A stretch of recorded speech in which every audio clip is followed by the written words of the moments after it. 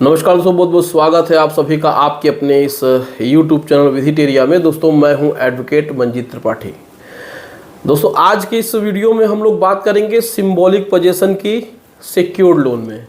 जी हाँ दोस्तों, बहुत सारे लोग का क्वेश्चन ये आता रहता है कि सर बैंक ने हमारे प्रॉपर्टी पे सिंबॉलिक पोजीशन की नोटिस चिपका दी है, अब हम क्या करें। सिंबॉलिक पोजीशन की नोटिस कब आती है और सिंबॉलिक पोजीशन में टाइम कितना मिलता है, ये सब तो मैंने आपको बहुत सारे वीडियो में पहले ही बता दिया था। लेकिन आज के इस वीडियो में हम लोग सिंबॉलिक पोजीशन में टेक्निकल चीज़ों को डिस्कस करेंगे। बहुत सारी चीज़ें होती हैं, ऐसा नहीं कि केवल 13(2) और 13(4) के बारे में ही बात कर लिया जाए और केवल हवा हवाई। क्योंकि देखिए सिंबॉलिक पोजीशन की नोटिस के बाद जो चीज़ें होती हैं वो बोरोवर के हाथ से छूट जाती हैं। कहने का मतलब ये है कि कंट्रोल जो होता है वो बोरोवर के हाथ में उतना नहीं रह पाता है। सिंबॉलिक पोजीशन के बाद फिर बैंक मनमाने तरीके से अपने ही हिसाब से काम करते हैं, मनमानापन करते हैं, अनायास पैसे मांगते हैं, आपको डराते हैं, धमकाते हैं। साथ ही साथ आपकी जो प्रॉपर्टी है उसके ऑक्शन होने के चांस ज़्यादा हो जाते हैं अगर आप समय पे स्टेप नहीं लेते हैं। तो स्टेप का मतलब ये है कि रिलीफ के लिए आप डीआरटी या फिर हाई कोर्ट में नहीं जाते हैं तो मामला आपके हाथ से बिगड़ सकता है। तो आज हम लोग बात कर रहे हैं सिंबॉलिक पोजीशन में जो नोटिस आती है, जो आपके दरवाजे पे चिपकाई जाती है, तो इस नोटिस का जवाब देना चाहिए कि नहीं। बहुत सारे लोग कहते हैं कि सर इसका जवाब कैसे दें, और इसके चक्कर में क्या होता है कि वो एडवोकेट के चक्कर में फंस जाते हैं। देखिए अभी सिंबॉलिक पोजीशन की जो नोटिस बैंक देता है तो उसमें बैंक आपसे कभी ये उम्मीद नहीं करता है कि आप उसको इसका जवाब दें। यानी कि अब जवाब देने का जो टाइम है वो ख़त्म हो गया है। जवाब आपको देना था कब, जब आपके पास 13(2) की नोटिस आई थी तब। देखिए मैं आपको टू दी पॉइंट बात कर रहा हूँ कि टेक्निकल तरीके से कैसे 13(4) की बात आपको अपना केस हैंडल करना है। तो अब आप इसमें 13(4) की नोटिस आ गई, अब आपको किसी ने कह दिया कि इसका रिप्लाई बैंक को दे दीजिए, या आप स्वयं से आपके पास जानकारी नहीं है, आपने इसको एक मेल कर दिया, लेटर ले आके देने लगे, और इधर बैंक अपना काम कर रहा है। 13(2) की नोटिस के बाद तो फिर आप देते ही हैं रिप्लाई, वो तो ठीक है, लेकिन 13(4) की नोटिस के बाद फिर बैंक अपना क्या काम करता है। बैंक न्यूज़पेपर वगैरह में भी इसको दे देता है, एक गजट देता है कि ये प्रॉपर्टी ऑक्शन होने वाली है, नीलामी की डेट उसमें डाल दी जाती है।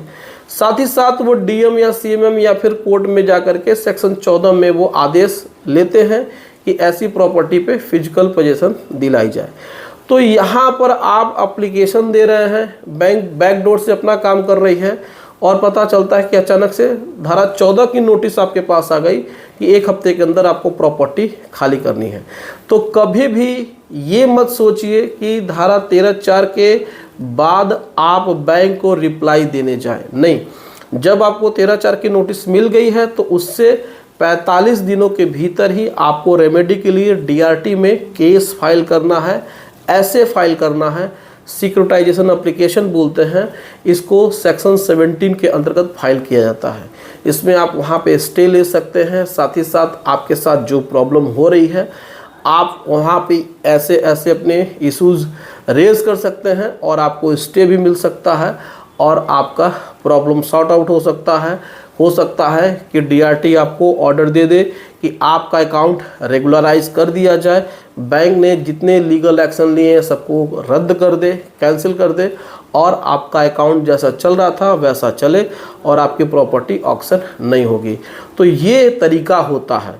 बहुत सारे लोग फंस जाते हैं और इस तरीके से फिर बैंक को वो रिप्लाई देने लगते हैं। 13(4) के बाद रिप्लाई नहीं देना है। अभी तक आपका जो भी ओवरड्यू है, 5 EMI, 6 EMI, 10 EMI, जो भी आपकी EMI बाउंस हुई है, पेनल्टी के साथ आप उसको पे कर दीजिए, और बैंक ने जितने भी लीगल एक्शन ले रखे हैं उसको वो कैंसिल कर दे, रिवोक कर दे। उसके बाद आपका अकाउंट जैसा चल रहा था वैसा चले, ऐसा एक वो लेटर बना के आपको दें, तो यहाँ पे आपका अकाउंट रेगुलराइज हो जाएगा और फिर बैंक कोई भी आगे लीगल एक्शन नहीं लेगी।